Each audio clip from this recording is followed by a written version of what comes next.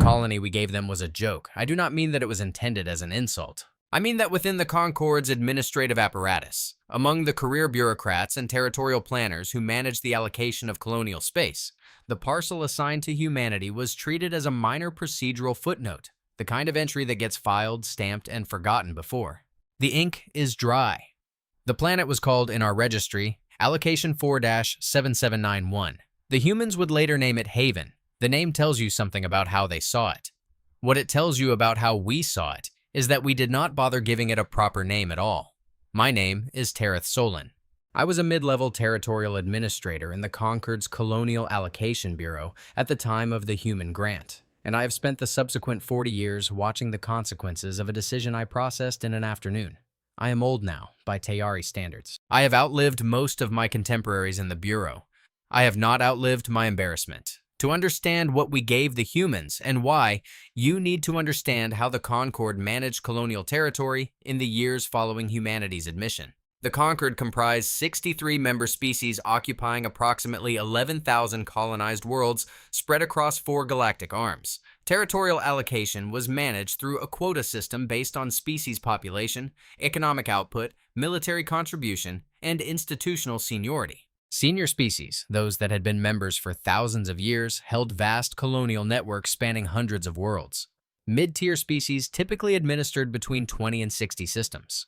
Junior members, those admitted within the last few centuries, were allocated starter parcels, single systems, usually in undeveloped regions, chosen specifically because their resource profiles were modest enough to avoid competition from established members. Humanity was admitted to the Concord in 2041, following 16 years of provisional membership. Their formal admission entitled them to a colonial allocation under the standard junior member provision. The Bureau processed the allocation request in the spring of 2042. I was the officer assigned to the file. The selection criteria for junior member allocations were straightforward. The system had to be unclaimed. It had to be outside any established member's sphere of economic interest. It had to contain at least one habitable or near-habitable world. And it had to be, in the Bureau's institutional terminology, development-constrained, which meant it offered limited potential for rapid economic exploitation. The purpose of this constraint was, in theory, to ensure that new members were placed in positions where they could develop gradually without disrupting the broader colonial economy. In practice, it meant we gave new species the scraps. Allocation 4-7791 was a single star system containing 6 planetary bodies. The star was a K-type main sequence, cooler and dimmer than Earth's sun, stable but unspectacular. The system's only habitable world, the third planet, was a rocky body approximately 0.87 Earth masses with a nitrogen-oxygen atmosphere, liquid water, and a global average temperature approximately 4 degrees cooler than Earth. The planet was habitable, but just. Its axial tilt produced extreme seasonal variation. Its mineral resources, as assessed by the Bureau's Geological Survey, were rated as adequate for subsistence-level development. sci. The system contained no gas giants suitable for helium-3 extraction, no significant asteroid belts for mining, and no strategic position relative to major trade routes. I reviewed the file, confirmed that the allocation met the junior member criteria, and approved it.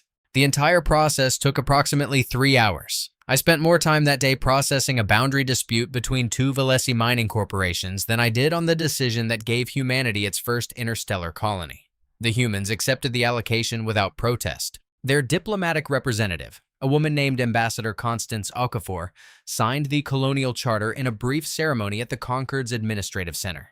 She thanked the Bureau for the allocation. She did not complain about the system's limited resources. She did not request an alternative. She did not ask for a larger allocation or a more strategically positioned system. She signed, she thanked us, and she left. I noted at the time that she seemed pleased, which I attributed to the natural gratitude of a junior species receiving its first colonial territory. I did not consider the possibility that she was pleased because she had already assessed what the system could become and was satisfied with what she saw. The first human colonists arrived at Haven in 2043. The initial settlement was modest. Approximately 12,000 people, transported in 3 converted cargo vessels that the humans had acquired from a Rathori shipbreaker at a price so low, the Rathori later mentioned it as an example of humanity's limited economic capacity. The colonists established a primary settlement on Haven's temperate belt, began agricultural development, and initiated the standard infrastructure build that all new colonies undertake: power generation, water treatment, communication networks, housing, medical facilities. The Bureau's monitoring division filed its first assessment of Haven's development 6 months after settlement. The assessment was brief and unremarkable. Population 12,400. Economic output negligible. Infrastructure basic. Development trajectory consistent with standard junior member colonial patterns. Projected time to self-sufficiency 15 to 20 years. Projected time to economic contribution to the conquered 40 to 60 years. The assessment was filed and not reviewed again for 2 years. That was the Bureau's first mistake. Not a mistake of malice or negligence, a mistake of assumption. The monitoring schedule for junior member colonies was biennial because, in the Bureau's experience, new colonies developed slowly. Every species in the conquered's history had followed the same pattern. Establish a settlement, build infrastructure, grow the population through natural increase and modest immigration, develop local resources, begin export, achieve self-sufficiency, contribute to the conquered economy. The process took decades to centuries, depending on the species' reproductive rate and economic culture. There was no reason to monitor more frequently because nothing ever happened quickly enough to warrant it.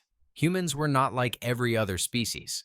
The second assessment, conducted in 2045, 2 years after the initial settlement, reported the following: population 41,000, infrastructure extensive, agricultural output surplus with export capability. Manufacturing, operational, producing construction materials, electronics, and vehicle components. Mining, active with 3 extraction sites on Haven and preliminary robotic operations on 2 of the system's other planetary bodies. Power generation, solar array network supplemented by a small fusion reactor constructed on-site using materials sourced locally and imported components purchased from Tayari surplus markets. The assessment officer, a colleague of mine named Reveth San, flagged the report with a notation that read, "Development pace exceeds standard junior member projections by approximately 300%. Recommend increased monitoring frequency." Reveth sent the flag to the Bureau's review committee. The committee noted it, discussed it for approximately 15 minutes during a scheduled meeting, and decided that the accelerated development was likely a short-term anomaly attributable to the humans' unusually high initial colonist education level. The monitoring schedule was increased from biennial to annual. The committee moved on to the next item on their agenda. In 2046, 3 years after settlement, Haven's population was 68,000. The humans had built a second settlement on the opposite side of the planet. They had completed an orbital station, a modest structure by conquered standards, but notable because no junior member species in the Bureau's records had constructed orbital infrastructure within the first decade of colonization, let alone the first 3 years. They had established regular trade relationships with 4 neighboring systems, all of which were administered by established conquered members who had been trading in the region for centuries. The trade volumes were small, but they existed, and they were growing. In 2048, 5 years after settlement, Haven's population was 112,000. The orbital station had been expanded twice, and now included manufacturing bays where the humans were assembling components for a second orbital platform. A shipyard module had been attached to the station's industrial arm, and while it was too small to produce anything larger than a light cargo shuttle, it represented the first orbital manufacturing capability any junior member species had developed within its initial allocation period. The humans had begun mining operations on the system's 4th planet, an airless rocky body with substantial deposits of rare earth elements that the Bureau's original geological survey had rated as commercially insignificant. The survey had been correct by conquered extraction standards, which relied on energy-intensive plasma drilling techniques that required substantial infrastructure investment. The humans had developed a different approach, a hybrid chemical-mechanical extraction process adapted from terrestrial mining techniques that required less energy and less initial capital. The process was slower than conquered methods but far cheaper to deploy, and it made those deposits commercially viable at price points that the Bureau's economists had not modeled because no one had considered the possibility of a junior species developing its own extraction methodology. They were selling refined rare earth materials to Tayari industrial buyers at prices that undercut the established suppliers by 8%. I should note what was happening on Earth during this period, because it is essential to understanding Haven's growth. The humans had not sent 12,000 colonists to Haven and then forgotten about them. Earth was feeding a continuous stream of immigration to the colony. funded not by their government but by private entities, cooperatives, investment syndicates, and individual families who pooled resources to purchase passage on commercial vessels. The humans had a phrase for this pattern. They called it chain migration, and it referred to a process in which early settlers established a foothold, communicated opportunities back to their home population, and drew successive waves of immigrants who brought skills, capital, and labor. The process was self-reinforcing. Every wave of immigrants expanded the colony's capacity, which generated more opportunities, which attracted more immigrants. The Bureau had not modeled for chain migration because no conquered species practiced it at this scale. Most species colonized through centrally planned government programs with fixed population targets. Humans colonized through individual economic decisions made by millions of people acting on information shared through networks the Bureau did not monitor. Reveth flagged another report. This time his notation was more pointed. He wrote, Haven's economic output now exceeds the 10-year projections established at allocation. Population growth rate suggests large-scale immigration from Earth, which is permitted under the colonial charter but was not anticipated at this scale. Manufacturing capacity is developing across multiple sectors simultaneously, which is inconsistent with standard resource-constrained colonial development. Recommend comprehensive review. The review committee scheduled a comprehensive review for the following quarter. Before the review could be conducted, the humans filed a request with the Bureau that changed the administrative picture entirely. They requested a second colonial allocation. The request was filed by Ambassador Okafor's successor, a man named Ambassador David Chen, through standard diplomatic channels. The request cited Haven's accelerated development as evidence that humanity's colonial capacity exceeded the single-system allocation and that an additional system would allow the species to contribute more effectively to the Concord's economic and strategic interests. The request was accompanied by a detailed economic analysis of Haven's output, trade relationships, and projected growth, and a proposal identifying 3 candidate systems in the region adjacent to Haven, all of which were unclaimed and met the Bureau's allocation criteria. The request was, procedurally, unprecedented. No junior member species had ever requested a second colonial allocation within the first decade of its initial settlement. The standard path was to develop the first colony to self-sufficiency, demonstrate sustained economic contribution over a period of decades, and then petition for additional territory through the regular quota review process. The humans were proposing to skip approximately 30 years of standard development timeline. The Bureau's review committee rejected the request. The rejection was polite, procedural, and cited the standard junior member development framework. The committee's response noted that Haven's development was encouraging, but that the Concord's allocation process required demonstrated sustained contribution over a standard assessment period before additional territory could be granted. The response recommended that humanity continue developing Haven and resubmit the request at an appropriate future date. Ambassador Chen accepted the rejection without protest. He thanked the committee for their consideration. He did not appeal. He did not escalate to the Concord Council. He did not lobby other member species for support.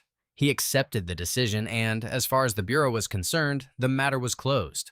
The matter was not closed. The humans had simply decided to do what they had done with Haven. Work with what they had and make it sufficient. What happened over the next 12 years is, in retrospect, the most significant colonial development in the Concord's history. And it happened almost entirely without the Bureau's awareness because it happened within the boundaries of what the colonial charter technically permitted. The charter granted humanity sovereignty over the Haven system, defined as the star and all planetary bodies within its gravitational influence. This was standard language. It appeared in every colonial charter the Bureau had ever issued. What the Bureau had not anticipated was that the humans would interpret all planetary bodies as an invitation to develop every object in the system, not just the habitable world.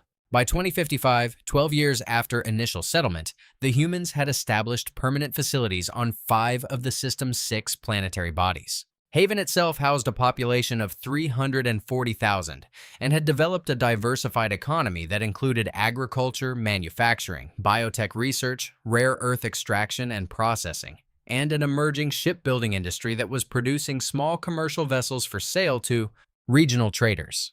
The system's second planet, an airless rock close to the star, had been converted into a solar energy collection facility that beamed power to orbital stations and to the outer system installations via relay satellites. The fourth planet hosted a major mining complex, The fifth and sixth planets, cold outer bodies with thin atmospheres, had been equipped with research stations and resource processing facilities that extracted volatiles from the planet's ice deposits. The orbital infrastructure was even more striking.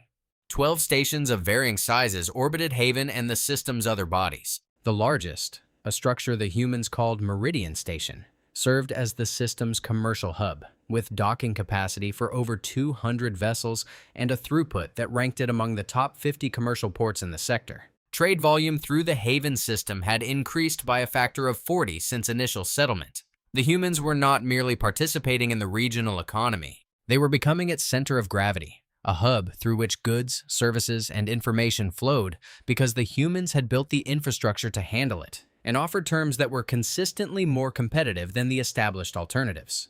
The Bureau's annual assessment for 2055 was the first to trigger genuine institutional alarm. The assessment officer, no longer Revith but a younger analyst named Kellis Vore, wrote a report that ran to 67 pages and concluded with a recommendation that was unprecedented in the Bureau's administrative history. Kellis recommended that the review committee convene an emergency session to evaluate whether humanity's development of the Haven system constituted a de facto territorial expansion that exceeded the intent of the original colonial charter.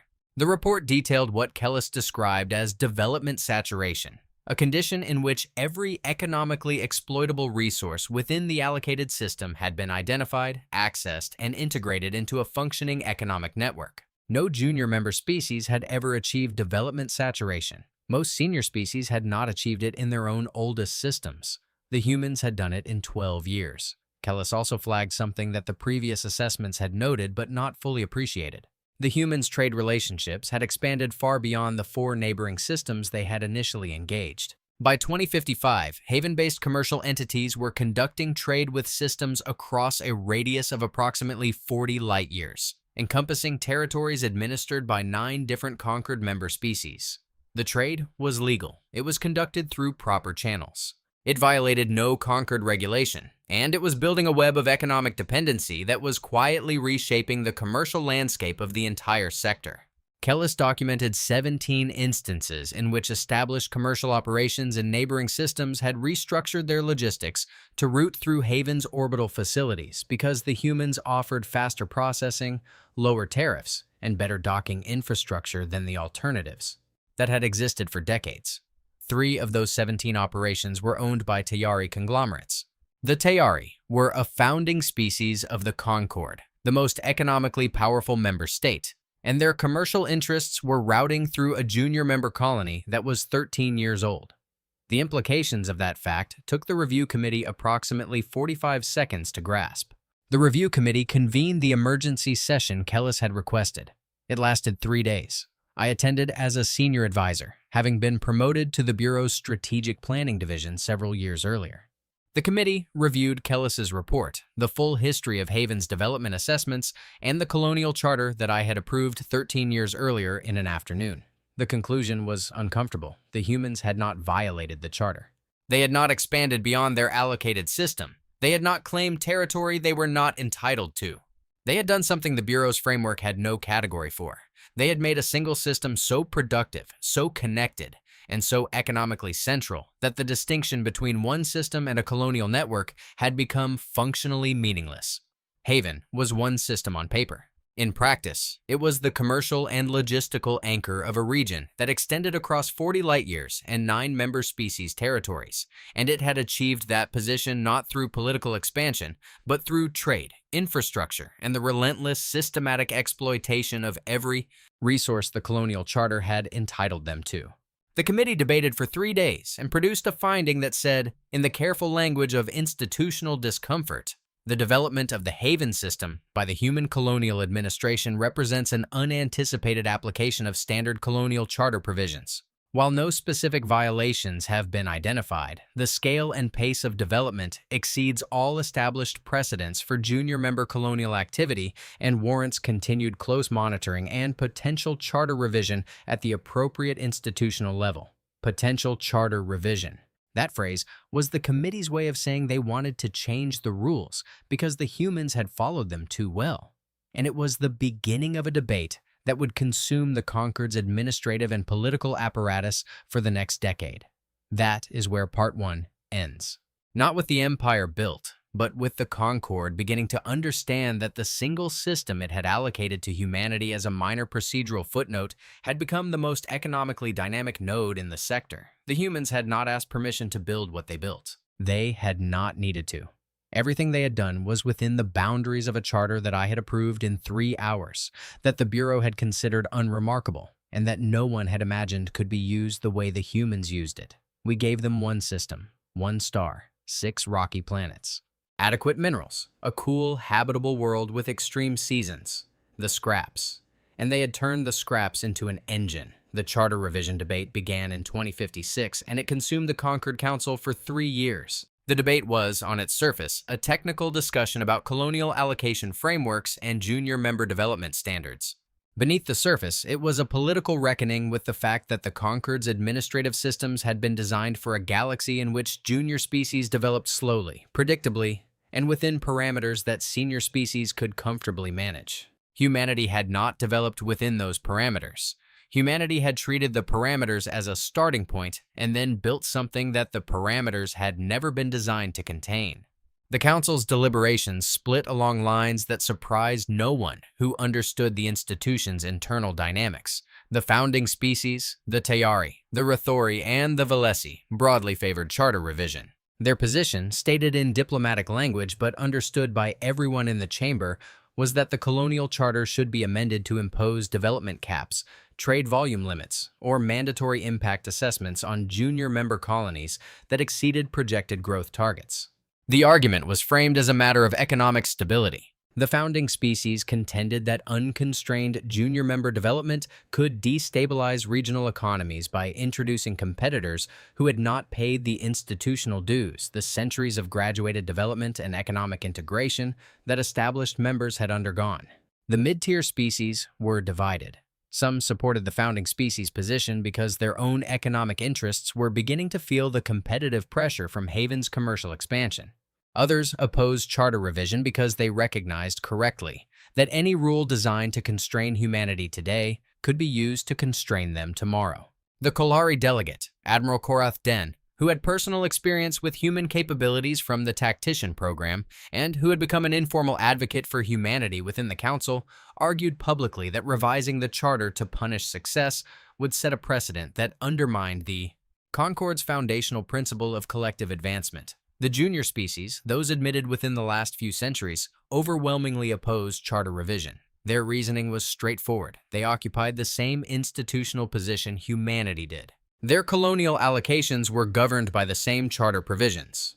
If the Concord revised those provisions to limit what a junior species could achieve with its allocated territory, every junior species would be affected. Humanity's success had become, for the junior members, a proof of concept. If the scraps could be turned into an engine, then the allocation system was not the ceiling the Bureau had always treated it as. Constraining humanity meant constraining the possibility that any junior species could develop beyond the modest trajectory the Bureau's models assumed. The humans, for their part, said very little during the debate. Ambassador Chen attended the sessions. He listened. He took notes. When invited to address the Council, he delivered a statement that was approximately 4 minutes long. He said that humanity had developed the Haven system in accordance with the colonial charter, that every commercial activity conducted by Haven-based entities complied with Concord trade regulations, and that humanity remained committed to the Concord's institutional framework and welcomed any review process the Council deemed appropriate. He did not argue. He did not threaten. He did not lobby. He was polite, cooperative, and so professionally restrained that several delegates later told me they found his composure more unsettling than any confrontational rhetoric would have been. The charter revision failed. The vote was held in 2059, 17 years after Haven's founding. The founding species motion received 40% support. It needed 60%. The junior and sympathetic mid-tier species had formed a voting bloc that the founding species had not anticipated. Coordinated, I later learned, through back-channel diplomatic communications facilitated by the Haven Systems commercial network. The humans had not lobbied directly. They had not needed to. The commercial relationships they had built over 17 years of trade had created a constituency of species whose economic interests were now intertwined with Haven's continued growth. Voting to constrain Haven would have meant voting against their own trade revenues. This was the moment I understood what the humans had actually built. It was not a colony. It was not even an economic hub, though it was that. It was a network.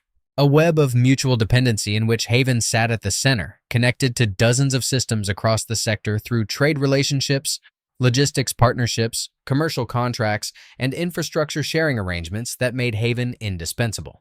The humans had not expanded their territory by a single square meter beyond the system we had allocated to them. They had expanded their influence across 40 light years without claiming a single additional world because they had understood something the Bureau's models had not accounted for. That in an interconnected economy, the node that provides the most connections controls more than the node that controls the most territory. The next decade, from 2059 to 2069, was the period in which the Empire, for lack of a more accurate word, became visible even to those who had been trying not to see it. Haven's population reached 1.2 million. The orbital infrastructure expanded to 27 stations. The shipyard, which had started as a single module attached to Haven's first orbital platform, had grown into a complex capable of producing mid-size commercial vessels, and the humans had used it to build a merchant fleet of approximately 300 ships that operated throughout the sector. Those 300 ships deserve particular attention because they represent the mechanism by which the humans transformed economic influence into structural power. The ships were not warships. They were freighters, tankers, passenger transports, and specialized cargo vessels designed for the specific trade corridors the humans had developed. They carried goods between systems. They moved people. They delivered supplies. They provided emergency logistics support to systems experiencing shortages, arriving faster than the established supply chains could respond because the human dispatch systems were designed for speed and flexibility rather than scheduled regularity. They were, individually, unremarkable vessels, most of them built in Haven's orbital shipyard from a combination of human-designed components and Concord standard parts purchased at volume discount from Tayari and Rithori suppliers. But collectively, they constituted the largest private merchant fleet in the sector, and they operated out of Haven under commercial terms that were consistently more favorable than those offered by the established shipping conglomerates that the Tayari and Rithori had dominated for centuries. I want to describe the terms specifically because the details matter, and because the Concord's failure to appreciate these details early is part of the story. The established Concord shipping model was based on long-term freight contracts with fixed scheduling. A Tayari conglomerate would contract to carry cargo between two systems on a monthly cycle, at a rate set annually. The system was predictable, reliable, and priced to sustain the conglomerate's overhead, which included large administrative staffs, legacy infrastructure maintenance, and the general cost burden of organizations that had been operating for centuries. Human shipping operated differently. The humans used dynamic pricing that adjusted by the day based on cargo volume, fuel costs, and route availability. They offered contract terms that ranged from single voyage to multi-year, at the customer's choice. They provided real-time cargo tracking through a communications network they had built using relay stations positioned along their most heavily trafficked routes. And they guaranteed delivery times that the established carriers could not match, because the human ships were designed to spend less time in port and more time in transit. The humans undercut the established shippers not through subsidy or predatory pricing, but through efficiency.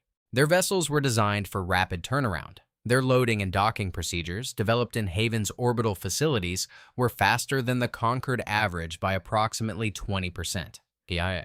Their route planning used algorithmic optimization systems that the humans had adapted from terrestrial logistics technology, and those systems consistently identified transit paths that reduced fuel consumption and travel time compared to the standard routes published in the Concord's commercial navigation database. The established shippers were using routes and procedures that had been in place for decades. The humans were treating every transit as an optimization problem and solving it in real time. Within 10 years, approximately 40% of the sector's commercial shipping was being carried on human vessels or routed through Haven's facilities. The Tayari shipping conglomerates, which had held dominant market positions for centuries, saw their sector market share decline from 62% to 38%. The Rithori freight carriers experienced similar losses. Neither species had been outcompeted through unfair practices. They had been outcompeted through better logistics, better pricing, and better service, delivered by a junior species operating from a single system that had been classified as development constrained when it was allocated. The Tayari did not take this well. In 2067, the Tayari government introduced what it called a Commercial Reciprocity Initiative, a series of bilateral trade agreements that offered preferential terms to species that routed their commercial traffic through Tayari-affiliated ports rather than through Haven. The initiative was legal. It was not subtle. It was a direct attempt to redirect trade flows away from the human hub and back through established Tayari infrastructure. It was, in diplomatic terminology, an economic containment strategy. The initiative failed. Not because the Tayari lacked economic power. They remained the wealthiest species in the Concord by a significant margin, with reserves and institutional capital that dwarfed humanity's total economic output. It failed because the terms they offered, while preferential, were still less efficient than what the humans provided. The species that had been routing through Haven ran the numbers, consulted their logistics departments, and concluded that accepting Tayari preferential terms would cost them more in transit time, fuel, and handling fees than continuing to use human services. Several species attempted to negotiate with both sides simultaneously, using the Tayari offer as leverage to extract even better terms from the humans. The humans adjusted their pricing. The Tayari adjusted theirs. The humans adjusted again. Within 2 years, the Reciprocity Initiative had devolved into a price war that the Tayari were winning on a per-transaction basis, because they could absorb losses that the humans could not, but losing strategically, because every transaction processed through a Tayari port at a loss was a transaction that generated no profit and still failed to divert long-term trade relationships away from Haven. The math was simple.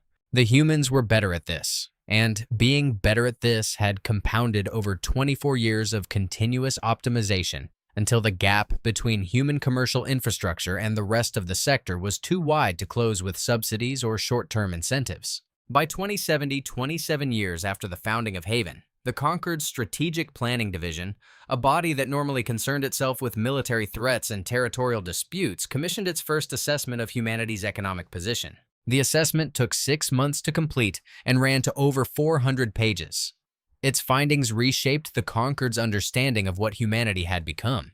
The assessment concluded that humanity, operating from a single allocated system, had achieved economic influence equivalent to that of a mid-tier Concord member with 30 to 40 colonial systems. Haven's commercial network handled approximately 42% of the sector's trade volume. Human-built or human-operated orbital infrastructure existed in 11 systems beyond Haven, installed under commercial partnership agreements with the host species. Human merchant vessels operated on routes spanning 60 light-years. Human financial services, including credit, insurance, and freight brokerage, had become standard components of the sector's commercial infrastructure. And the human population across all locations, including Earth, Haven, and the growing diaspora of human workers, traders, and specialists scattered across the sector, had reached 14 million interstellar residents. The assessment included a projection. At the current rate of economic expansion, humanity would achieve economic parity with the Tayari within 40 years, without acquiring a single additional colonial system. The projection was flagged for council attention, with a classification that the Strategic Planning Division reserved for developments of existential institutional significance. The Concord Council convened a closed session in 2071 to discuss the assessment. I was invited to attend as a historical witness, the administrator who had processed the original allocation. I sat in the gallery and listened to 3 days of debate among the 63 member species about what to do with a civilization that had followed every rule, violated no charter, claimed no territory beyond what it was given, and built an economic network that was restructuring the sector's commercial architecture around a single system that I had approved in an afternoon because its mineral resources were rated as adequate for subsistence-level development. The debate produced no resolution. It produced no sanctions, no charter amendments, no trade restrictions. It produced a statement that acknowledged humanity's exceptional developmental achievement and recommended ongoing collaborative engagement to ensure that the benefits of human commercial innovation are distributed equitably across the Concord's membership. The statement was diplomatic nothing. It was an institutional admission that the Concord did not know what to do, because the humans had not done anything wrong. They had done everything right, and that was the problem. The following year, 2072, humanity filed a second request for additional colonial allocations. This time the request was for 7 systems. 7. The request was accompanied by an economic impact analysis demonstrating that human development of the requested systems would generate trade revenue benefiting approximately 30 conquered member species within the first decade. Ambassador Chen's successor, a woman named Ambassador Layla Hassan, presented the request to the Bureau with the same professional composure that had characterized every human diplomatic interaction since Constance Okafor had signed the original charter 30 years earlier. The Bureau approved the request. Not unanimously, not enthusiastically, but the mathematics were unavoidable. Humanity had proven over 3 decades that it could develop allocated territory faster, more efficiently, and more productively than any species in the Conquered's history. Denying the request would have meant denying the Conquered's own members the economic benefits that human development demonstrably produced. The Tayari delegation voted against. The Rathori abstained. Everyone else voted in favor. The vote was not close. Humanity received 7 systems in 2072. The systems were selected by human planners who had spent years surveying the region and identifying candidates with complementary resource profiles. One was rich in heavy metals. Another had extensive helium-3 reserves in its gas giant. A third occupied a position at the intersection of 3 major trade corridors. The humans had not chosen randomly. They had chosen strategically, selecting systems that filled specific gaps in their existing commercial infrastructure and that, when developed, would extend their logistics network to cover an additional 30 light-years of the sector. By 2078, all 7 were operational. The development pattern was identical to Haven's: rapid infrastructure construction, immediate resource exploitation, orbital facility deployment, and integration into the existing trade network. The humans had refined their colonization process over 3 decades. What had taken 12 years to achieve at Haven was accomplished in 6 at the new systems because the techniques had been standardized, the supply chains were established, and the workforce was experienced. By 2080, they were profitable. By 2082, each of the 7 new systems was generating enough trade revenue to justify the next expansion, and the humans filed a third allocation request, this time for 12 additional systems. The third request was approved with even less debate than the second. The economic case was incontestable. By 2085, 42 years after Haven's founding, the humans administered 8 colonial systems with a combined population of 9.4 million, had begun development of 12 more operated commercial infrastructure in 31 additional systems under partnership agreements, maintained a merchant fleet of over 1,200 vessels, and conducted trade that represented approximately 51% of the sector's total commercial volume. Their financial services division, which had started as a small brokerage handling Haven's trade settlements, had grown into the sector's largest interstellar credit institution, processing transactions denominated in 14 different species currencies. They had started with 1 system, 6 planets, and adequate minerals. I processed the original allocation. I reviewed the file. I confirmed that it met the junior member criteria. I approved it in 3 hours and moved on to a boundary dispute between 2 mining corporations that I have long since forgotten. I did not consider the possibility that I was handing a single star system to a species that would use it as the foundation of an economic network spanning 60 light-years and reshaping the commercial structure of an entire galactic sector. I have been asked many times over the past 40 years whether I regret approving the allocation. The question assumes I had a choice. I did not. The allocation met every criterion. The process was standard. The file was routine. What was not routine was the species that received it, and no amount of procedural diligence could have predicted what they would do with a system that every assessment rated as unremarkable. The Conquered's models assumed that junior species develop slowly because every junior species had always developed slowly. The models were built on data. The data was comprehensive. And the data was wrong because it did not include a species like humanity, a species that treats limitations as engineering problems, that views a subsistence-rated mineral deposit as a market opportunity, that converts a single orbital station into a commercial hub through 2 decades of relentless optimization, and that builds economic influence the way water finds paths downhill, not by force, but by finding every available opening and flowing through it.